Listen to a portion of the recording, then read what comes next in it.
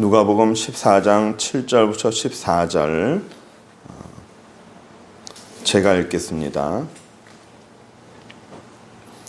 청함을 받은 사람들이 높은 자리 택함을 보시고 그들에게 비유로 말씀하여 이르시되 네가 누구에게 혼인 잔치에 청함을 받았을 때에 높은 자리에 앉지 말라.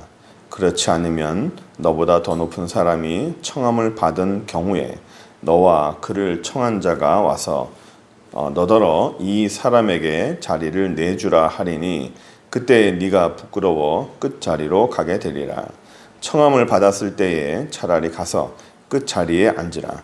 그러면 너를 청한 자가 와서 너더러 벗으어 올라 앉으라 하리니 그때에야 함께 앉은 모든 사람 앞에서 영광이 있으리라. 무릇 자기를 높이는 자는 낮아지고 자기를 낮추는 자는 높아지리라. 아멘까지 읽겠습니다.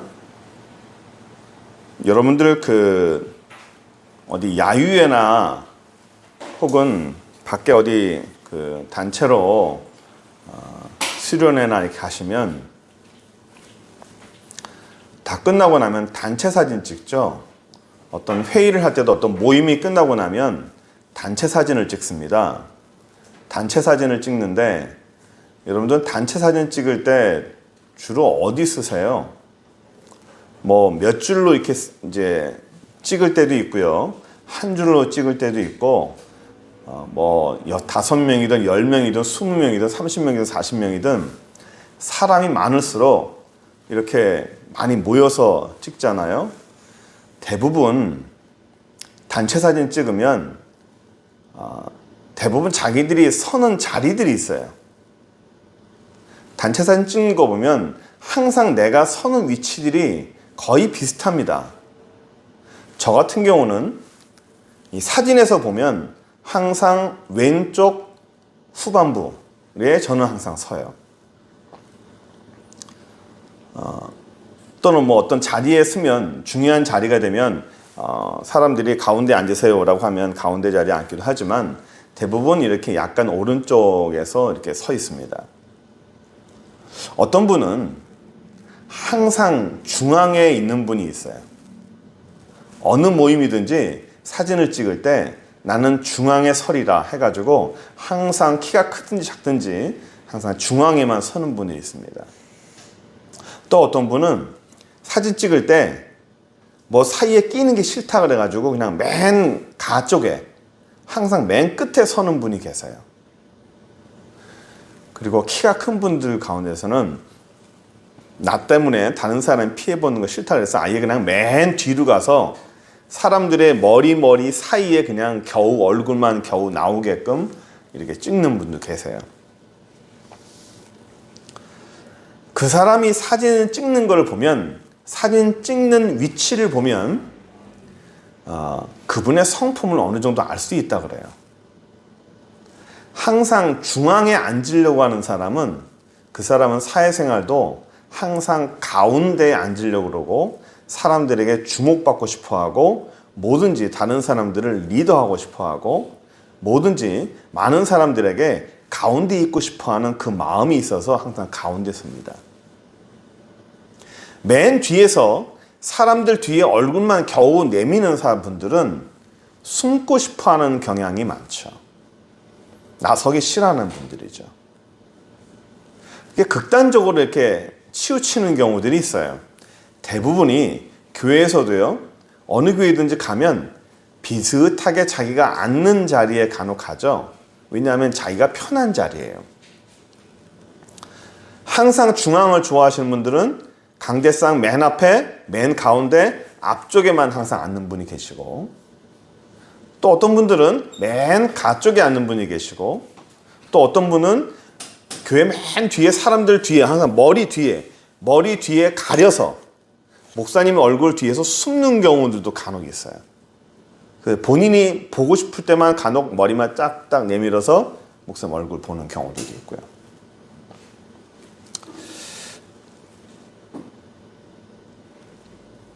맨 앞에 서 있는 사람은 좀 적극적인 사람이라고 볼 수 있고 맨 뒤에서 머리 뒤에 숨어 있는 분들은 조금 소극적이지만 그래도 나름대로 겸손하다고 말할 수 있어요. 오늘 우리가 좀 보려고 하는 게 이 자리 문제, 자리. 어느 자리에 앉을 것인가. 이 자리 문제를 예수님이 얘기했어요. 사진 찍을 때 어디 앉아라? 사진 찍을 때 맨 가운데 앉아라? 사진 찍을 때 맨 가세에 앉아라? 너는 뭘 해라? 라고 밥 먹을 때도, 위치를 잡을 때도 그렇게 예수님께서 말씀하시는 게 있는데, 예수님께서 이것을 말씀하실 때 우리에게 요구하는 바가 뭔가를 좀 우리가 좀 간파했으면 좋겠어요. 오늘 내용은요, 예수님께서 말씀하시는 내용은 아주 명확합니다. 뭐 굳이 다른 설명을 드릴 필요가 없이 본문의 그 자체의 내용만으로도 다 설명이 됩니다. 14장 7절에 예수님께서 청함을 받았는데 높은 자리로 택함을 보시고 그들에게 비유를 말씀하시는 거예요. 설명하시는 거예요. 8절부터 다시 읽어볼게요. 네가 누구에게나 혼인잔치 청함을 받았으면 높은 자리에 앉지 마라. 너보다 높은 사람이 청함을 받은 경우에 나보다 더 높은 사람이 왔을 때는 그 청한 자가 와서 너더러 이 사람에게 자리를 내주라 하리니 그때 네가 부끄러워 끝자리로 가게 될 것이다. 처음부터 높은 자리에 앉았을 때 나보다 더 높은 사람이 오면 나는 뒤로 밀려나야 된다는 거예요. 그래서 10절에 청함을 받았을 때 차라리 처음부터 아예 끝자리로 가서 앉아라. 그러면 너를 청한 자가 와서 너더러 버시어 올라가서 앉아라. 그때에 함께 앉은 모든 사람들이 영광이 있을 것이다. 그러면서 예수님께서 마지막에 정리하시는 말씀이 이거예요. 무릇 자기를 높이는 자는 낮아지고 자기를 낮추는 자는 높아질 것이다. 오늘 예수님 말씀하시는 내용이 바로 이거죠. 11절.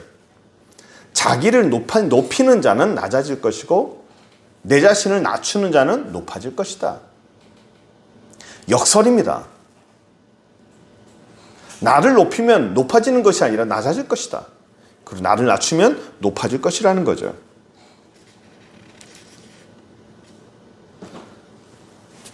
오늘날 이 말씀은 우리의 세상에서도 사람들에게 덕이라는 것으로, 인격이라는 것으로 보통 포장이 되기도 합니다.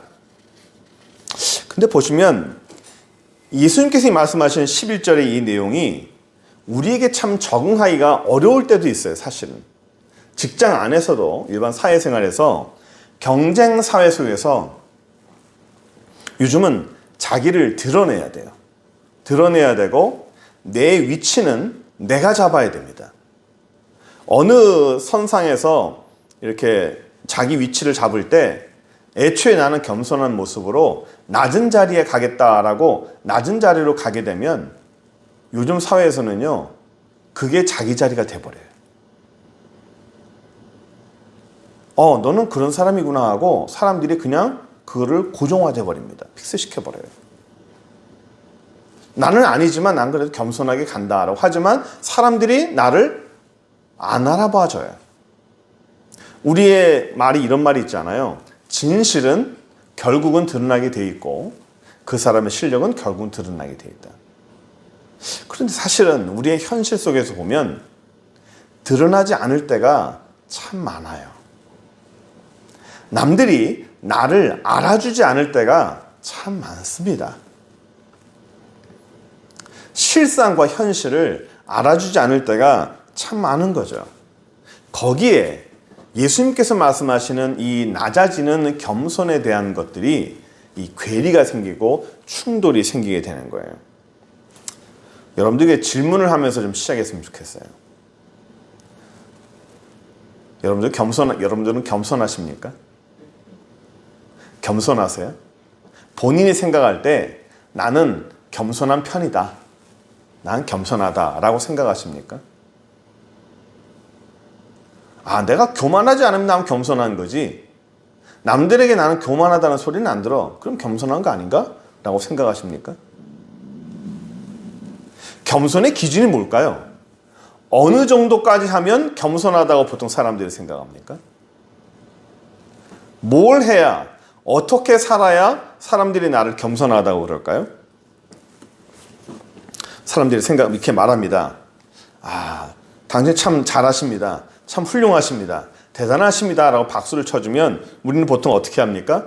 대답을 예, 제가 부족합니다. 감사합니다. 그렇게 잘 봐주시니 참 감사합니다 라고 말을 하죠. 칭찬을 하면 그 칭찬을 받으면서 예, 저는 그런 사람입니다 라고 말하는 건 아니에요. 당신 참 훌륭하네요. 당신 참 잘했습니다. 정말 대단하십니다 라고 칭찬하면요, 우리는 대답이 어떻게 나와야 되죠? 그런 말을 여러분들이 들으면 어떻게 보통 표현합니까? 잘 봐주셔서 감사합니다. 고맙습니다. 뭘요? 저는 그 정도는 아닌데 잘 봐주셔서 좋은 것 같습니다 라고 보통 겸손하게 대답을 합니다. 그런데 만약에 그렇게 대답을 안 하고 예, 잘 보셨어요. 잘 보셨어요. 보신 그대로입니다. 저는 참 훌륭하고 탁월한 사람입니다 라고 대답을 한다면 무슨 마음이 들을까요? 건방진 놈, 교만한 사람, 이렇게 생각하지 않을까요? 그런데 사실 우리가 겸손한 마음으로 예, 부족합니다. 부족하지만 그래도 잘 봐주셔서 감사합니다 라고 이렇게 겸손하게 대답을 해요. 그거는 예의죠. 예의입니다. 예의지만 사람들의 심중에는 어떤 생각이 있는 줄 아세요? 당신 말이 맞아. 우리가 말은 예의상 예, 감사합니다. 그렇게 봐주셔서 감사합니다 라고 말하지만 그 심중에는요, 기분 좋아요. 그러네. 자기 스스로를 인정하는 거예요. 겸손이라는 거는요, 사람마다 다 다릅니다. 그 사람 속을 어떻게 다 까볼 수 있을까요? 이 사람이 실질적으로 정말 겸손한 사람인지 아닌지 어떻게 알 수 있을까요? 아주 옛날에 오래전에 제가 중학교 때인가요? 앤드류 머레이라는 분이 겸손이라는 책을 썼어요. 소책자로. 그 소책자를 보면서 겸손이란 뭘까 하고 한참 동안 고민하면서 삶에서 적응하려고 굉장히 애쓴 적이 있었습니다. 겸손이라는 건 상대적인 것 같아요. 사람마다 달라요. 사람마다. 저 사람보단 내가 좀 더 겸손한 것 같아 라고 하는 거죠. 여러분들에게 또 질문을 하나 드렸으면 좋겠습니다. 권력이 많은 사람과 가난하고 사회적으로 힘겨운 사람 가운데서 누가 더 교만할까요? 돈과 권력이 많은 사람, 돈이 없고 권력이 없고 힘이 없는, 돈이 없는 가난한 사람, 누가 더 교만할까요? 우리는 쉽게 돈 많은 사람이 교만한 거지, 권력이 많은 사람이 교만한 거지, 그들은 훨씬 교만할 가능성이 많지라고 우리는 생각하겠죠. 네, 그렇지도 않습니다. 돈 많은 사람과 권력이 많은 사람이 교만할 수 있는 가능성이 많다? 반대로 하면요, 돈 없고 가난한 사람이 교만할 가능성이 없을까요? 없기 때문에 더 교만할 가능성이 많습니다. 교만이라는 것은 내 안에 부족한 것을 감추기 위해서 더 드러내려고 하는 거예요. 내가 있는 것을 자꾸만 더 포장해서 과장시키는 것을 교만이라고 합니다. 없기 때문에 더 그러는 거예요. 제가 자주 말씀드리지만 교만과 열등감은 손바닥과 손등이라고 그랬죠. 교만이 나타나면 그 속에는 반드시 열등감이라는 게 있는 거예요. 내가 좀 교만했구나. 그러면 그 교만을 고치려는 것이 아니라 뭘 고쳐야 돼요? 내 안에 있는 열등감을 고쳐야 되는 거예요. 어떤 사람이 참 교만해요. 저 사람은 참 교만하네 라고 생각하면 저 사람 참 나쁜 사람이라 라고 생각하는 것이 아니라 저 사람 마음속에 열등감이 있구나, 우리가 알지 못하는 열등감이 있구나 라고 생각하고 불쌍히 여겨야 된다고 그랬죠. 우리는 심리 속에 부자에 대한 박탈감이라는 게 있어요. 괜히 좀 미워하는 거죠. 예수님께서 부자가 천국 들어가기 어렵다고 말씀하시니까 기분 좋은 거예요. 부자는 천국 못 가고 그래도 좀 가난한 사람이 천국 간다. 그럼 당신은 가난하냐? 나는 가난하진 않지만 부자는 아니다라는 거죠. 그러면 가난한과 부자의 차이는 뭐예요? 나보다 돈이 더 많은 부자고 나보다 돈이 더 없으면 가난합니까? 그 부자의 개념에서는 돈이 많고 적음이 아니라 집착하는 거예요. 돈에 대한 집착입니다. 누가 더 돈에 더 집착하느냐? 다시 질문을 드리겠습니다. 부자가 더 돈에 집착합니까? 가난한 자가 더 돈에 집착합니까? 누가 더 돈 하면서 돈에 대해서 매일매일 생각하고 돈을 벌고 싶어서 돈에 애착을 갖고 살아갑니까? 부자입니까? 아니면 가난한 자가 더 돈 하면서 더 애착을 갖고 살아갑니까? 누가 더 돈에 애착이 있죠? 가난한 자가 더 돈에 애착이 있습니다. 그럼 누가 부자죠? 성경에서 말하는 부자는 누구죠? 나눌 줄 모르고 애착을 가지고 돈에 집착하는 사람은 부자라는 거예요. 누가 더 부자입니까? 가난한 자가 더 부자입니다. 하나님과 돈을 둘 다 같이 섬길 수 없다 그랬죠.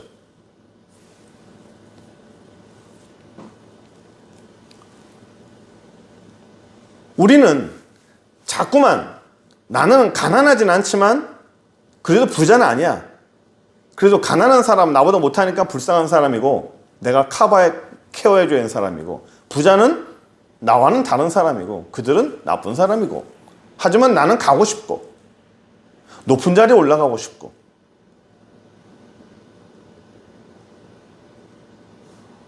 예수님께서는 우리에게 높은 자리를 원하지 말아라. 그 높은 자리란 사람들에게 박수받고 사람들에게 관심받고 무언가 사람들을 지배할 수 있는 그런 자리를 말하죠. 사람들은 낮은 자리를 싫어합니다. 사람들은 돈 없는 걸 싫어해요. 명예 없는 것을 싫어합니다. 무언가 높이 올라가면서 다른 사람을 다스리고 또는 돈이 많으면서 무언가 할 수 있는 것이 많은 그런 자리를 원해요. 누구나 다 그렇습니다.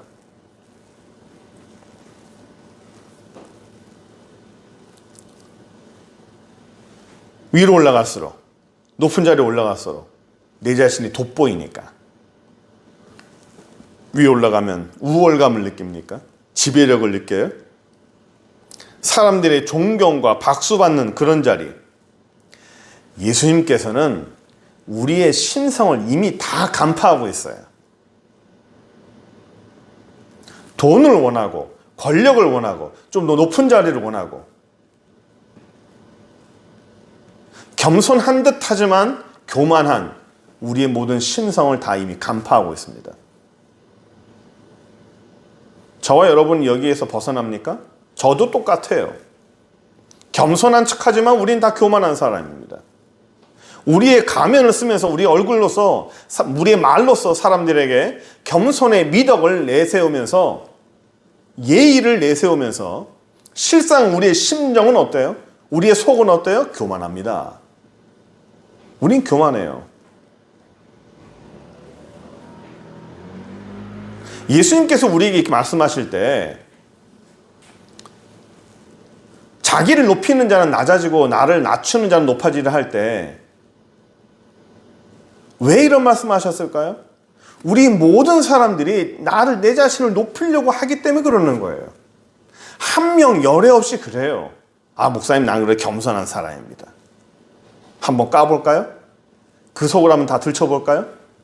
우리 예수님 앞에서 우리 사람 가운데 진짜 겸손한 사람이 누가 있을까요? 저도 이 겸손이라는 이 주제 때문에 이 주제 가지고 정말 오랫동안 고민했었어요. 학창시절은 내내 이 주제 가지고 고민했었습니다. 참 어려운 거예요. 삶에서 아무리 겸손하고 아무리 겸손하려고 해도 참 힘들더라고요. 우리의 삶 자체가 죄악이고 부정하고 우리가 하나님 앞에 더러운 사람입니다. 그렇기 때문에 아무리 하려고 노력해도 우리의 한계가 있는 거예요. 우리 하나님은, 우리 주님께서는 우리의 한계를 이미 다 간파하고 계셨어요. 아무리 애를 쓰려고 해도, 겉으로는 아닌 척해도 그 심정으로 높은 자리를 원하고 그 심정으로 사람들에게 지배하기를 원하고 무언가 우월감을 갖기 원한다는 것을 알아요.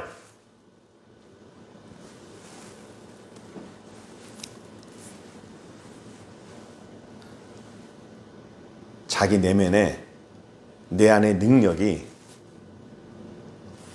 100달란트가 있는데 어느 날 저 사람은 200달란트 가진 사람이야. 대단한 사람이야.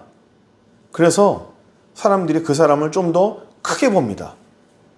그래서 그 사람을 200달란트로 인정을 하고 200달란트의 자리에 그 사람을 세웁니다.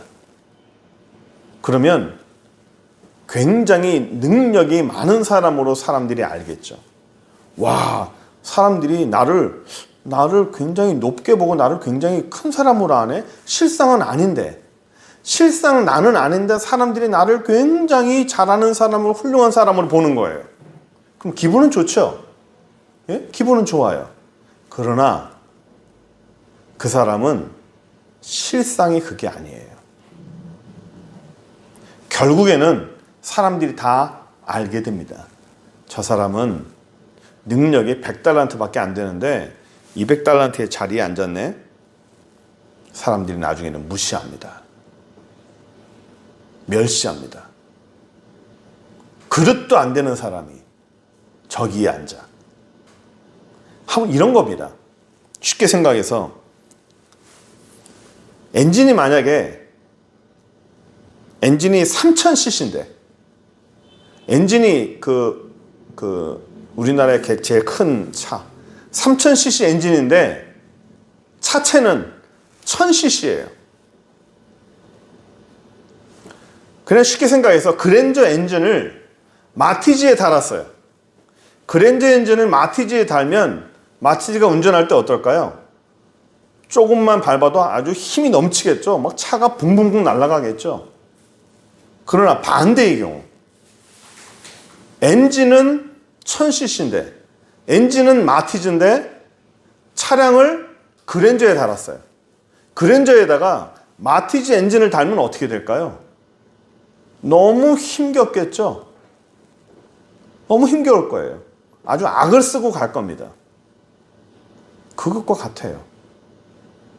사람이 자기에 맞지 않는 너무 높은 자리에 올라가게 되면 그 사람의 실상은 결국은 드러나게 됩니다.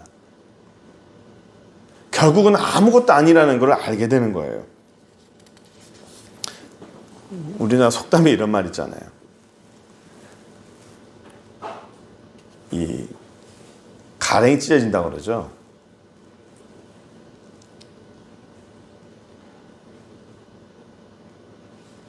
뱁새가 함부로 흉내를 내면 가랭이가 다 찢어져요. 내 위치와 내 능력이 얼마 안 되는데 자꾸만 큰 거를 하려고 그러면 사람들이 박수 쳐준다고 사람들이 알게 하고 싶다고 한다 보면 결국엔 벼랑으로 떨어질 수밖에 없어요. 내적인 능력과 외적인 위치, 사람들에게 보는 나의 관점. 예수님께서는 우리에게 오늘 겸손이라는 걸 한번 생각하려고 하는 거예요. 위에 앉을 생각하지 말고 낮은 자리에 앉아라, 애초에. 이 신앙적인 요구가 우리의 현실과 좀 많이 좀 다르잖아요. 자꾸만 뒤에 앉아, 저 밑에 앉아. 애초에 자꾸 높은 사람 되려고 하지 마. 그런데 우리 사회에서는요, 너 위치를 한번 잡아봐 라고 할 때 애초에 낮은 자리에 앉잖아요. 그러면 요즘 사회에서는 어떻게 보느냐면 넌 자신감이 없는 사람이구나. 뒤로 물러서서 나보다 다른 사람을 세워주잖아요. 그러면 네 자신에 대한 확신이 없구나. 이런 사람은 뒤에서 도와주는 참모로는 쓸 수 있지만 앞에서 리더할 수 있는 리더감은 못 되는구나 라고 생각을 합니다. 물론 사회적인 관점에서 그건 맞는 얘기예요. 리더라는 것은 모든 것을 이끌 만한 그런 리더십이 있어야 돼요. 그런데 자꾸만 뒤로 숨고 자꾸만 뭔가 나보다 다른 사람을 세워주고, 성경적으로는 맞아요. 성경적으로는 뒤에 숨고 다른 사람을 나보다 앞에 세우는 거, 이게 많습니다. 그런데 이 세상에서는 그렇게 하면 낙오되죠. 도태됩니다. 세상에서 요구하는 것과 하나님이 우리 성경이 예수님을 통해서 우리에게 요구하시는 것과는 참 많이 달라요. 뭘 따라야 되죠? 어떤 걸 따라야 됩니까? 오늘 예수님께서 우리에게 낮춰서 살아라, 겸손하게 살아라, 이걸 요구하는 게 아니에요. 성경은 우리에게 이걸 요구하는 게 아닙니다. 낮은 자리에 살아서 겸손하게 사는 것이 이 세상을 살아가는 진리다, 방법이다, 이걸 말하는 게 아닙니다. 예수님께서는 우리에게 처세술을 말하지 않아요. 처세술을 말한다면 세상에 더 좋은 게 더 많습니다. 그러나 예수님께서 말씀하시는 것은 우리에게 역설이에요, 역설. 다시 한번 볼까요? 11절 보세요. 무릇 자기를 높이는 자는 낮아지고 자기를 낮추는 자는 높아질 것이다. 나를 낮추면 높아지고 나를 높이면 낮아지고 나를 낮추면 높아질 것이다. 이거는 하나님께서 우리에게 말씀하시는 하나님 나라의 역설이에요. 하나님 나라는 이래요. 하나님 나라는 이렇게 높아지길 원하느냐? 낮아질 것이다. 그래서 넓은 길을 원하느냐? 많은 사람들이 넓은 길을 가지만 결국에는 좁은 길을 가게 돼 있다. 넓은 길을 원하느냐? 하나님이 원하시는 것은 좁은 길이다. 많은 사람들이 넓은 길을 가지만 결국 성경이 원하고 하나님이 원하는 것은 좁은 길이다라는 거예요. 계시록에 대한 말이 있죠. 입에 단 것이 속에서는 쓰다고요. 하나님 나라에서 원하는 게 이거예요. 이 땅에서는 높아지려고 그러면 어느 정도 자기에 맞게끔 위를 향해서 올라가야 돼요. 낮아지는 것은 결코 좋은 것이 아니죠. 일부러 자기를 낮출 필요는 없어요.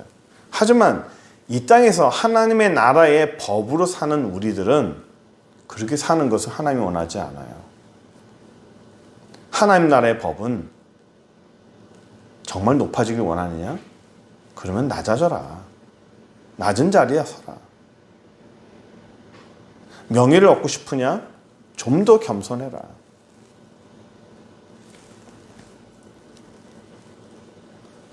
넓은 길을 가고 싶으냐?